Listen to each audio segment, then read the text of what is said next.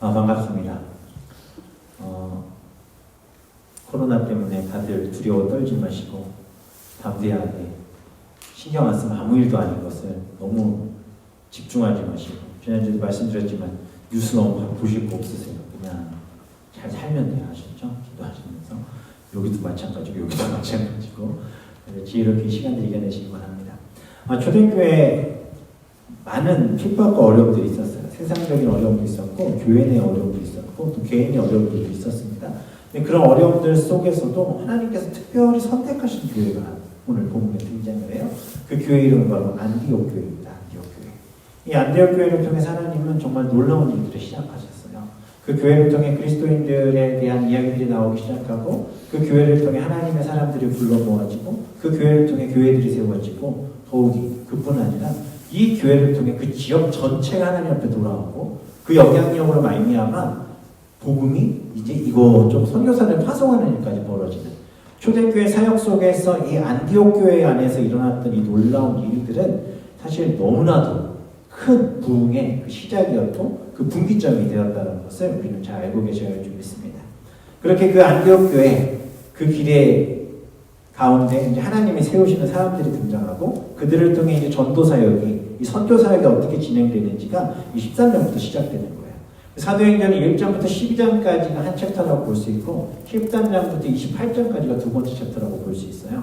12장까지는 사도행전이라고 불리지만 13장 이후부터는 바울행전이라고까지 불릴 정도로 이제 그 복음의 역사의 그 딱 중심에 누가 등장하느냐, 이제 바울이 등장을 합니다. 그 사람의 이름은 이제 원래 사울이죠. 바울이라고 하는 사울이라는 의미로 오늘 본문에서 등장을 하고 있습니다. 말씀이 형황하기 시작하고 하나님의 말씀이 땅끝까지 퍼져나가는 데에 안디옥 교회를 사용하셨고, 어찌 보면 세계 선교의 전초기지처럼 그 교회를 사용하셨고, 그 가운데는 하나님이 세우신 뛰어난 사역자들이 있었습니다.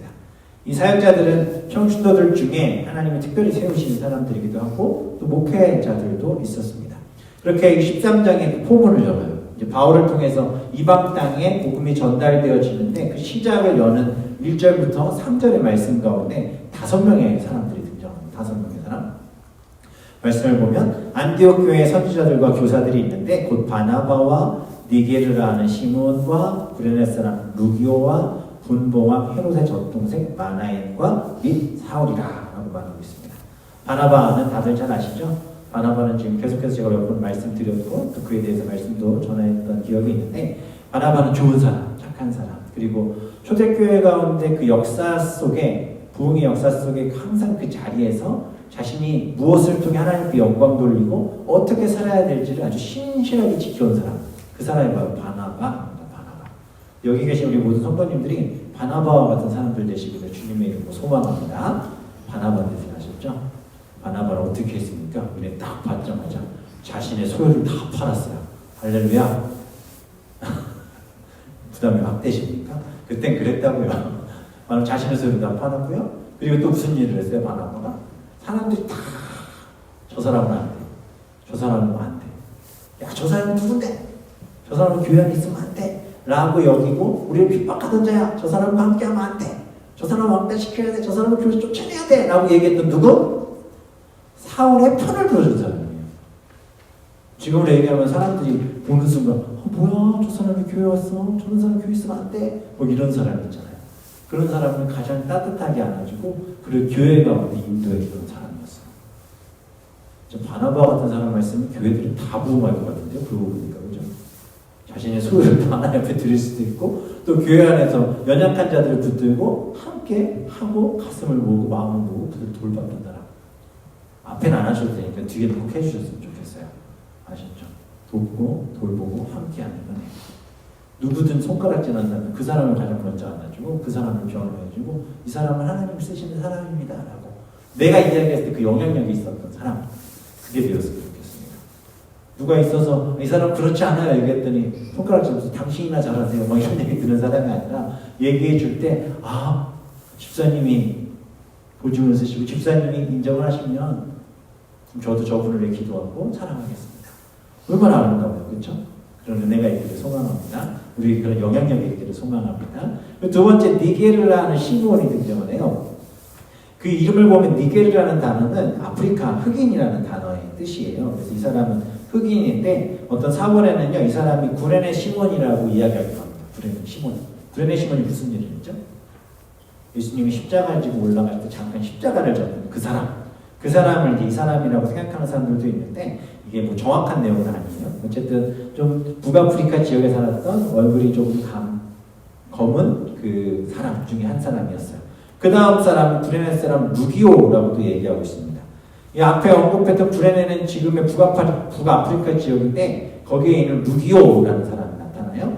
안디옥에서 처음으로 이 복음을 전해 듣고 또 그것으로 개종했던 사람 중에 한 사람으로 여기는 사람이 이 바로 세 번째 사람 루기오라는 사람입니다. 보면 인종들이 좀 다양해요, 그렇죠? 그리고 네 번째 사람이 참 특별한 사람이에요. 독특한 이력의 한 사람이 갑자기 등장을 합니다. 누구냐면 분봉왕 헤롯의 젖동생 마나엔이라는 사람입니다. 마나엔. 분봉왕 헤롯은요, 헤롯 1세의 아들이고 또 야고보를 칼로 죽인 헤롯 아그리파 1세 있잖아요. 지난번에 제가 잠깐 그 왕의 계보를 잠깐 보여드렸었는데 그 1세의 삼촌인 헤롯 안티파스라고도 합니다. 그 사람과 같이 있던 마나엔이 그 사람과 함께 있던 젖동생. 그러니까 유모가 같아요. 유모가 같고 그 유모 밑에서 같이 갓난아이 때부터 헤롯 안티파스와 같이 자랐던 사람이에요. 같이. 그러니까 이 사람은 왕족 출신이죠. 그리고 그 왕과 함께 궁중에서 살던 사람. 쉽게 말씀드리면 모세가 바로와 같이 어린 시절을 보냈잖아요. 아세요? 그거 모르세요? 그 얘기를 놀라는 표정을 지으시오. 바로랑 모세가 같이 컸잖아요. 그쵸? 그거랑 비슷한 케이스예요. 그러니까 같이 컸던 사람이에요. 그러니까 왕과 함께 궁중에 살던 당시로 보면 굉장히 높은 위치에 있는 가정의 출신인데 이 사람이 교회 지도자들 중 한 사람으로 들어와 있는 거예요.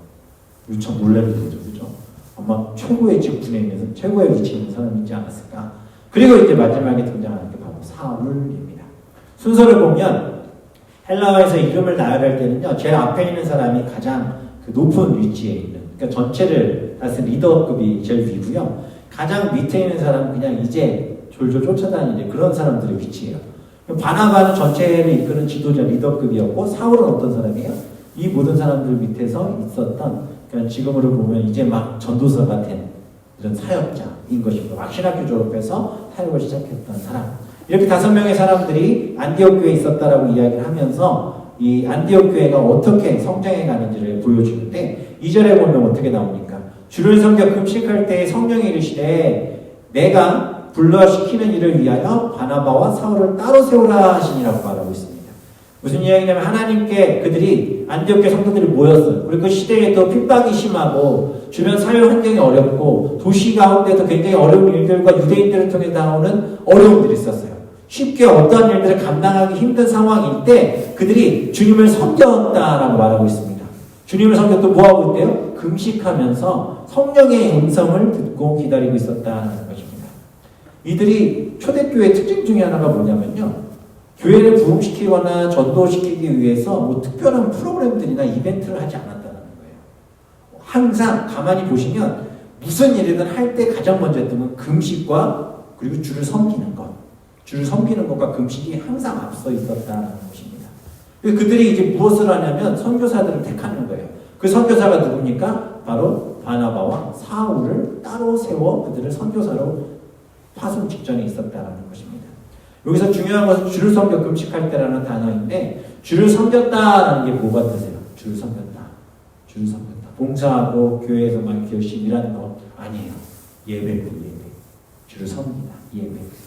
예배하는 것과 금식하는 것.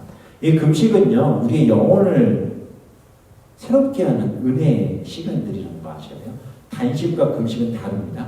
단식하면은 뭐 병들이 나고 몸이 안 좋을 때 단식하면 몸이 또 이렇게 좋아진다고도 하기도 하더라고요. 뭐 장 쪽에 문제 생기면 무조건 밥 굶으라고 그러잖아요. 그렇죠? 그런 것과 또 다른 게 바로 금식인데, 금식은 영적인 싸움들이 계속 있어요. 그리고 그 금식을 할 때는 그냥 밥을 굶는 게 금식이 아니에요. 금식은 누군가에게 드러내고 보이기 위해서 하는 것도 아니고, 금식하며 시간을 쪼개고 그 시간에 내가 그냥 다른 일들을 행하는 게 아니라 그 시간 하나님부터 엎드려 기도하고 내 몸에 대한 거, 내 생각에 대한 거, 받고 외부로부터 올 수 있는 모든 욕심들을 다 버려버리고 하나님께서 내 몸을 어떻게 인도하시고 내 삶을 어떻게 인도하시는지 영적으로 하나님과 1대1의 시간들을 가지고 보내는 시간이 바로 금식하는 시간이에요. 이 시간은 은밀히 진행되고 또 하나님과의 깊은 교제를 통해 이 일을 진행해야 됩니다. 근데 금식한다고 막 얘기하고 다니는 사람들 있죠. 그렇죠? 그러면 안 돼요. 이 초대교회 가운데 이 금식은 항상 무슨 일을 할 때 굉장히 중요한 그 신앙의 모습 중에 하나였어요. 어찌 보면 지금 이 나라와 이 민족, 또 이 땅에 있는 그리스도인들이 정말 금식하며 하나님께서 이 땅 가운데 무엇을 말씀하시는지를 들어야 될 때이지 않을까라는 생각을 합니다. 지금 이제 사순절 기간으로 이제 교회들이 교회력 사운드 지키고 있기는 한데, 부활절을 다가오는 이 시점에, 고난주간에 다가오는 이 시점에 이렇게 어렵고 힘든 일들을 우리에게 왜 보여주고 계시는지 우리는 또 한 번 영적으로 바라보셔야 돼요. 지금 제가 그냥 그 생각을 했던 게 부활절 전후로 해가지고 코로나 확 꺾였으면 좋겠다. 그러니까 뭐 이런 생각들도 혼자 하긴 했거든요. 우리가 더 많이 기도하고 해야 될 것 같아요. 오늘도 이렇게 막 그 코로나 관련된 뉴스가 이렇게 지도가 누가 보여주셔가지고 딱 봤는데 전 세계가 다 빨간 거예요. 그런 거 보면서 가슴이 답답했습니다. 그리고 기도했어요. 하나님, 저 붉은 표시들이 다 바뀌게 해달라고. 예수 그리스도를 믿는 지역, 그곳에서 또 부흥이 시작되는 지역들 낼 수 있게 해달라고 마음으로 그렇게 기도했어요. 그런 지도가 얼마나 좋겠어요. 세계 지금 부흥의 역사들이 터져나가고 있는 지역 해가지고 지도마다 이렇게 다 표시해놓고 여기서 너무 생각만 해도 귀하지 않습니까? 하나님께서 이 일을 통해 이렇게 하실 줄 믿습니다. 그리고 그들이 예배하고 금식하며 무슨 일을 합니까? 성령의 음성을 듣기 위해 기도했다라는 거예요. 우리가 그렇게 기도해야 됩니다. 성령이 이르시는 거예요. 내가 불러시키는 일, 하나님께서 이방 땅 가운데 복음 전하는 일을 시작할 건데 그 가운데 두 사람을 세우라는 거예요. 바로 바나바와 사울이었습니다. 그리고 그들을 세워 두 사람을 이제 안수합니다. 그리고 이제 그들을 보내는 거예요. 그 보내는 장면이 이제 4절부터 시작돼요. 그래서 여기서부터가 13장 4절에서부터가 바울의 1차 전도 여행이 이제 시작되는 거예요. 1차 선교 여행이 시작되는 것입니다. 그래서 여기서부터 이제 사울의 사역들이 시작되는 거예요. 첫 사역은 어디입니까? 두 사람이 4절에 보면 성령의 보내심을 받아 실루기아에 내려가 거기서 배 타고 구브로에 갔다라고 얘기하고 있습니다. 실루기아라는 지역으로 내려가고 거기서 배를 타고 또 구브로라는 지역으로 이동하기 시작합니다. 이 구브로는 원래 누가 살던 지역인지 아세요? 바나바가 살던 지역이에요. 바나바가 태어나고 자랐던 지역이에요. 이 지역이 로마가 관할하는 그 지역들 중에서도 또 총독이 다스리는 지역이기도 했고, 바나바는 자신이 태어나고 또 자랐던 그 지역인데 그곳을 이제 먼저 선교하러 가기 시작했던 거예요. 아무래도 첫 선교지로 가는, 파송되어지는 상황이었기 때문에 바나바의 마음속에 여러 가지 생각이 있었던 것 같아요. 그리고 하나님께서 그 땅으로 가게 하셨기에 바나바의 마음속에 또 얼마나 부푼 기대감이 있었겠습니까? 저희들이 잘들 하는 말씀들 있잖아요. 사실 나를 가장 잘 아는 사람들에게 복음을 전하는 건 그만큼 쉽지 않다라고들 많이들 말씀하세요. 그래서 가족 전도가 제일 힘들다라고 얘기를 하는데 제가 반대로 말씀을 하셨죠. 아니다. 내가 어떻게 하느냐에 따라 가족 전도가 제일 쉬울 수도 있어요. 그렇죠? 그렇게 되기를 소원합니다. 바나바의 모습은 너무나도 귀한 은혜의 모습이었던 것 같아요. 그 바나바가 구브로 지역이었고 태어나 자랐고 또 바나바의 삶 자체가 굉장히 좋은 모습이었던 것 같아요. 왜냐하면 이후에 이제 열어주신 일들을 보면 그래요. 바나바가 자기 고향으로 갑니다. 그리고 그곳에서 바나바가 바울이 배를 타고 또 도착한 그 살람이라는 지역인데 이 구브로라는 섬이 있어요. 키프로스라고 하는데 그 섬에서 동쪽에 있는 항구 도시 쪽인데 그쪽에 이제 이동을 해서 그 구브로라는 섬 전체를 다스리는 총독이 사는 그 지역에 있는 회당으로 사도 바울과 바나바가 이제 그곳으로 이동을 합니다. 근데 그때에 이 둘만 가는 게 아니라 그 두 사람이 가는 길에 동행했던 사람이 있는데 그게 누구냐 바로 마가 요한이에요. 마가 요한이 누굽니까? 마가복음을 쓴 사람이죠. 마가복음을 쓴 사람이에요. 그리고 그 초대교회 역사 속에서 가장 많은 기도의 놀라운 능력들이 일어났던 게 어디예요? 마가 요한이 거처하는 다락방이잖아요. 그러니까 젊을 때부터 어릴 때부터 그 놀라운 일들을 많이 보았던 한 청년이죠. 그 청년들 중 한 청년이었던 마가가 이 바나바와 바울을 이제 쫓아서 하나님의 말씀을 돕는 일에 도우미로 같이 시작을 합니다. 그렇게 이제 5절에서 살람에 이르러 하나님의 말씀을 유대인의 여러 회당에서 전하고 요한을 수행원에 두었다라고 하고 있습니다. 세 가지의 선교 전략이 나오는데요. 첫 번째는 도시를 향합니다. 도시로 가서 유대인의 회당으로 가요. 그리고 보통 그 회당에서 복음을 전하지만 그들이 듣지 않으면 이방인들, 유대인들이 모여있는 곳이 회당이잖아요. 회당은 유대인들이 지역마다 유대 예루살렘으로 가서 예배드릴 수 없는 사람들이 처소를 만들고 거기서 이제 예배드리는 장소예요. 그러니까 가서 그곳에 가서 먼저 복음을 전하지만 그들이 거부하면 이방인들에게 복음을 전했고 또 이 모든 사역은 팀 사역을 통해서 움직이기 시작했다라는 것입니다. 그렇게 이들이 이곳에서 진행하며 하나님의 말씀 전하기 시작해요. 6절에 보면 온성 가운데 지나서 바보라는 곳에 이르릅니다. 바보라는 곳에 이르러요. 이름이 한국말로 하기 좀 애매하죠, 그죠? 바보 아니고 저도 어렸을 때 이거 듣고 이 도시에다 바보만 하나 이런 생각을 했던 기억이 있는데 그 도시로 갔어요.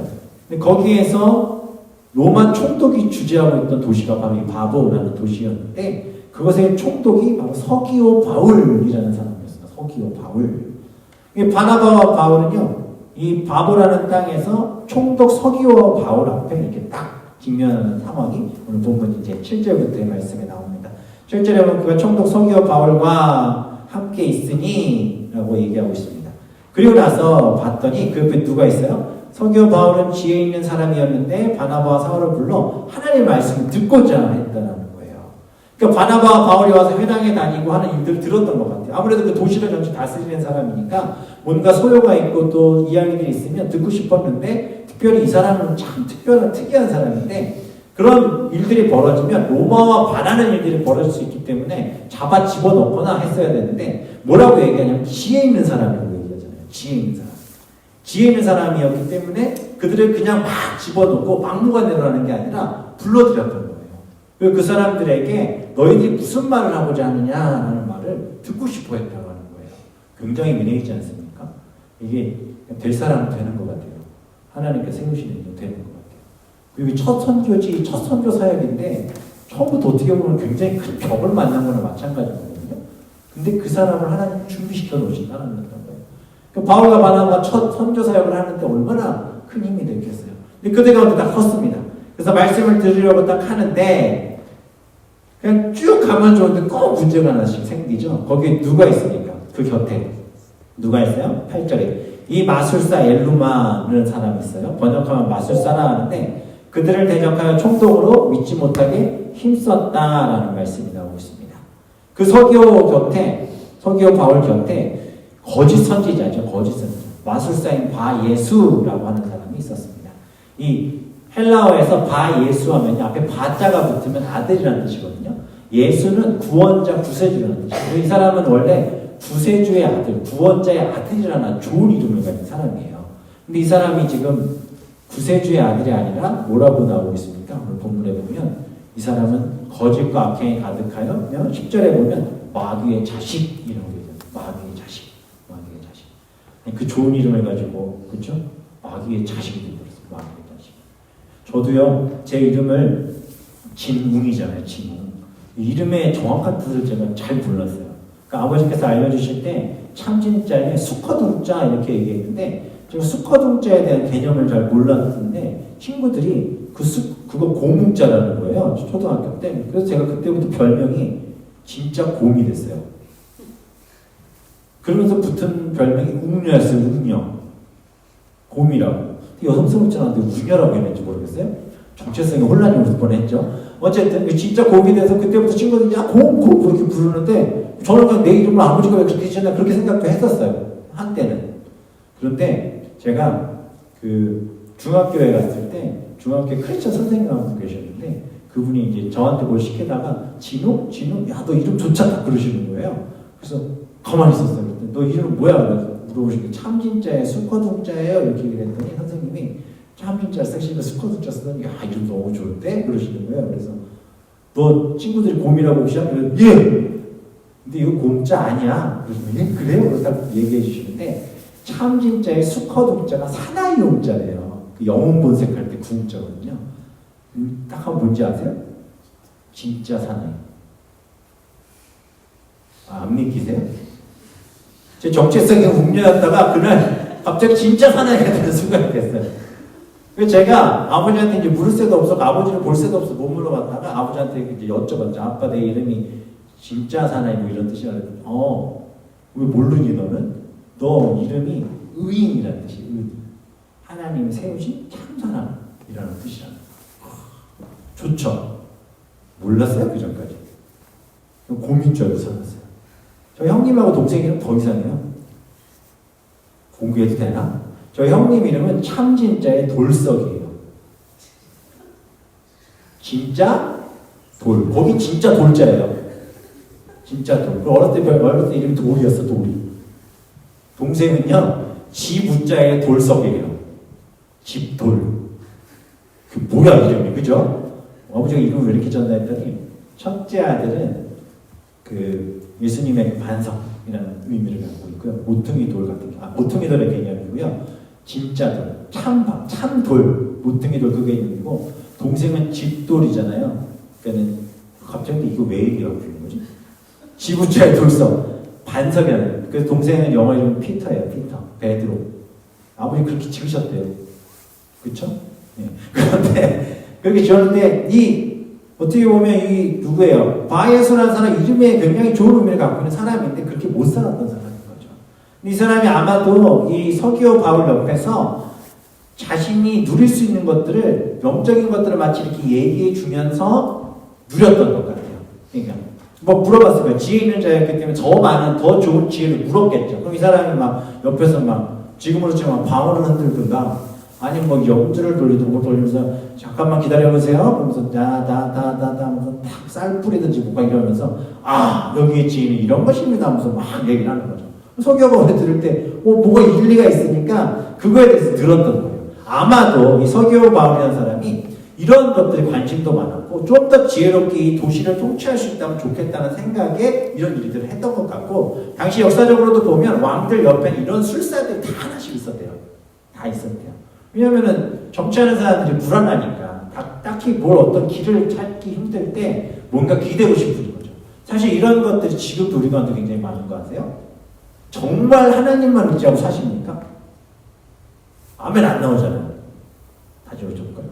우리 왜 이상한 교회들 만드는데? 정말 하나님만 의지하고 사십니까? 늘 무슨 문제마다 기도하며 예수님에게 물으시면서 살고 계십니까? 그러세요 안 그러세요? 질문 드릴게요. 아침에 딱 눈 뜨면 말씀을 들으세요? 인터넷을 확인하세요? 말씀을 보시는구나. 할렐루야. 아멘. 인터넷에서 뉴스버스 본다. 그럼 하나님 의지한다고 볼 수 없죠. 잠들기 전에 마지막에 눈 감을 때 딱 끝나는 게 하나님의 말씀이세요? 아니면 기도로 끝이세요? 아니면 인터넷 보다 부딪혀가지고 앞으로 걸어다가 주무세요? 공감하십니까? 왜 이렇게 갑자기 굉장히 공감하십니까? 핸드폰으로 머리 맞아보신 분들은 하나님을 사랑한다 할 수 없어요. 물론 그걸로 말씀을 보고 계셨다면 괜찮지만 그게 아니라 하나님의 말씀을 보다 그 말씀의 꼴성이보다 달아서 나도 그렇게 부딪혔다, 다 그런 분들이라고 믿어요. 근데 그게 아니라 막 인터넷에 서핑하고 호모사의 문제 잘하나보다 이렇게 좋으셨다면 이건 또 아닌 거죠. 우리가 그리스도인들이라고 하지만 하나님의 말씀을 의존하고 그 말씀 붙들고 살아가는지, 아니면 그저 세상 이야기들 들으며 막 이런저런 이야기들, 또 말 조금만 퍼나가면 얼마나 많은 일들이 벌어져요. 그죠? 제가 지난주에도 말씀드렸지만 코로나 관련돼서 듣는 게 뉴스보다 주변 사람들한테 듣는 게 더 많은데 뭐가 맞는지 모르겠어요, 사실. 그러니까 이제 잘 안 보게 된다고 말씀을 드렸는데, 옆에 누가 있느냐가 중요하고요. 우리가 무엇을 바라보고 있느냐가 또한 중요한 것 같아요. 이럴 때일수록 더 주님의 말씀을 붙들기를 소망합니다. 사도 바울이 성령이 충만했어요. 그리고 그 사도 바울이 성령 충만하여 그 바예수라는 사람에게 뭐라고 얘기합니까? 이르되 모든 거짓과 악행이 가득한 자요. 깊이 이 말씀을 받으시려 바랍니다. 모든 거짓과 악행이 가득한 자요. 거짓이라고 하는 것은 모든 것을 꾸며내고 반하는 말들, 자기가 하고 싶은 것들만 말하는 것을 얘기해요. 악행이 가득한 자요. 이 악행이라는 것은 하나님이 원하지 않는 길들만을 이야기하는 사람이에요. 결론은 뭐예요? 마귀의 자식이에요. 마귀의 자식. 무서운 말이지 않습니까? 또 모든 의의 원수요. 의의 원수라는 것은 하나님이 주신 그 길을 향해 가는데 그것을 방해하는 집단을 얘기하거든요. 그 바로 나오잖아요. 주의 바른 길을 굳게 하기를 그치지 않느냐. 보라, 이제 주의 손이 내 위에 있으니 내가 맹인이 되어 얼마 동안 해를 보지 못하리라 하니 즉시 안개의 어둠이 그를 덮어 인도할 사람을 두고 하느니라. 이 사람이 서기오 바울을 영적으로 인도했다라고 하는 사람이거든요. 그런데 하나님께서 사도 바울을 통해 성령의 놀라운 역사를 뿜어내게 하실 때 무슨 일이 벌어집니까? 그의 눈이 멀고 그가 해를 보지 못하게 하고 안개의 어둠을 통해 그의 앞에 모든 것들을 영원히 이 순간에 그것들을 보지 못하도록 하나님께서 막아버리신 거예요. 또 분명히 얘기하죠. 그가 이제는 다른 사람에게 나를 좀 도와달라고 내가 가야 될 게 어디냐고 물어야 되는 사람이 되게 만드셨다는 거예요. 지금 세상은 끊임없이 자기들이 잘난 것처럼 자기들의 말들과 이야기들로 많은 이야기들을 꾸며내고 또 만들어서 그 길이 맞다라고 이야기하는 많은 사람들이 있습니다. 그러나 하나님의 때에 성령의 역사가 일어날 때에 이 바예수가 무너졌던 것 같은 일들이 벌어질 줄 믿습니다. 이 일이 우리 가운데 일어나면 큰일 나겠죠. 그래서 우리는 영적으로 분별력을 가지고 이 시대 가운데 있어야 할 줄 믿습니다. 그렇게 사울과 바나바가 말씀을 선포할 때 구브로를 첫 선교지로 삼았던 이들에게 그 섬의 최고 권력자 어떤 서기오 바울을 믿음 안에 넣는 성과를 거두게 된 거예요. 이 총독 서기오는요 굉장히 오랜 기간 동안 이 지역을 다스렸던 사람 중에 하나였는데 그 말씀 속에 보면 이 사람이 후세까지 이르렀을 때 어디까지 가냐면 그뿐만 아니라 이 사람이 사울이랑 바나바를 통해 예수님을 알게 됐잖아요. 알게 된 이후에 자기뿐만 아니라 자기의 자손들까지도 하나님을 믿는 사람들을 만들었다는 거예요.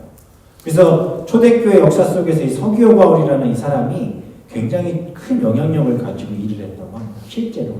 그래서 이 구브로라는 지역 전체가 이 총독 하나를 바꿔버리니까 무슨 일이 벌어져요? 하나님의 사람들을 배출해내는 아주 좋은 장소가 되기 시작했다는 것입니다. 하나님께서 우리를 그렇게 쓰시기를 믿습니다. 내가 할 수 없지만 좋은 사람을 만나 그 사람을 통해 하나님의 일을 하게 하시는 거예요. 서기오 바울이 이 일을 보고 깜짝 놀라죠. 그리고 12절에 보면 이 총독이 그렇게 된 것을 보고 믿으며 주의 가르치심을 놀랍게 여기느라. 굉장히 탁월한 교회 지도자가 되기 시작하고요. 그 자녀들도 교회를 열심히 섬겼다고 해요. 실제로 당시 이 사람을 변화를 위해서. 그 지역은 아주 그냥 선교의 전초기지가 됐겠죠. 총독이 바뀌었으니까. 생각해보세요. 첫 전도 나갔는데 지역 하나를 다 통째로 복음으로 이끌 수 있는 놀라운 일을 하게 하셨습니다. 하나님께서 그렇게 일하셨다는 것입니다. 저는 우리 교회가 작지만 하나님께서 그 일을 하게 하실 줄 믿습니다. 우리가 무엇을 하고 우리가 뭔가 대단한 일을 이루기 이전에 우리의 삶의 변화와 하나님 앞에서의 그 뚝심, 그 믿음을 가지고 나아갈 때 하나님의 일하심을 보게 될 줄 믿습니다. 오늘 본문은 그렇게 진행되면서 마지막까지 딱 끝나는데 여기서 우리가 두 가지 중요한 포인트가 있습니다. 바로 뭐냐면 바울의 호칭 변화예요. 오늘 말씀의 제목이기도 한데 오늘 본문의 1절, 2절, 7절까지면 사울로 기록되는데 9절에서 바울이라고 하는 사울로 싹 바뀌어버립니다. 제가 어렸을 때 이 말씀에 대해서 은혜 받은 사울이 이름을 바울로 바꿨다. 그래서 뭐 큰 자가 작은 자가 됐다. 뭐 이렇게 설교하기도 했고 저도 그렇게 듣고 저도 모를 때 그렇게 설교했던 적도 있었어요. 근데 아니에요. 보세요. 사울은 이방인의 사도로 부르심을 받았잖아요. 그래서 하나님께서 그의 이름이 이방인들에게 거리끼지 않는 이름으로 바꾸게 하신 거예요. 그래서 사울은 히브리적 이름이었다면 바울은 헬라식 이름이에요. 헬라식. 제가 말씀도 드렸던 것 같은데 저는 한국에서는 손준영이지만 여기서는 지인이라고 부르든가 아니면은 발음하기도 힘든 영어 이름이 있어요. 제 이름이. 그 이름으로 부르든가. 영어 이름을 왜 써요? 사람들이 다 같이 듣고 이해하기 쉽게 하기 위해서 쓰는 것처럼 이름을 바꾸고 한국식 이름이 있고 캐네디안 영어식 이름이 있는 것처럼 사울이 이제 바울의 헬라식 이름을 통해 그가 이방인의 사도와 또 그렇게 딱 세상 가운데 이방 세계로 나가게 함에 있어서 불편함이 없게 만드셨다는 거죠. 어찌 보면 하나님께 더 큰 일을 하기 위해서 사울이 이름을 바꾼 거죠. 그것은 우리에게 또한 중요한 의미가 담겨져 있습니다. 하나님 우리의 삶을 바꾸기 원하시고 우리의 변화들을 통해 우리 주변에 좋은 영향력들이 있게 하시기를 소망하는 줄 믿습니다. 우리가 그러한 변화들이 우리 가운데 있어서 더 이상 부딪히고 무너지는 인생이 아니라 하나님이 주신 그 일들을 담담하게 또 담대하게 또 당당하게 세상 가운데 전할 수 있는 주님의 사람들 되시기를 소망합니다. 또 하나의 변화는 뭐냐면요, 바나바와 바울의 이름의 언급이 순서가 바뀌었다는 거예요. 누가 먼저 나오기 시작하냐면 이제 바울부터 이름이 나오기 시작해요. 뭐죠? 하나님께서 그 지역 가운데 또 앞으로의 사역 가운데 누굴 리더로 삼으시겠다는 거예요. 바울 리더로 삼으시겠다는 거예요. 그들을 통해 이제 하나님이 일을 시작하십니다. 그래서 이 이후에 나오는 말씀들을 보면 바나바와 사울 뭐 이렇게 나오지 않고요. 이전까지 계속 그렇게 나왔는데 이제는 바울과 바나바라고 말씀하기 시작합니다.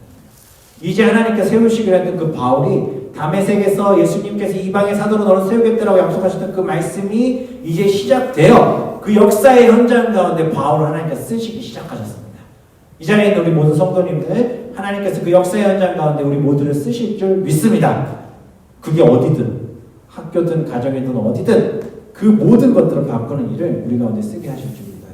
그들이 이렇게 안디옥 교회, 그도 이 구브로 땅 가운데 복음을 전하고 이제 떠나죠.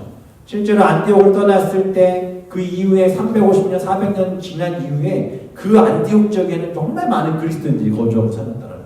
도시 전체가 크리스찬이라고 할 정도로 많은 그리스도인들이 살기 시작했고요.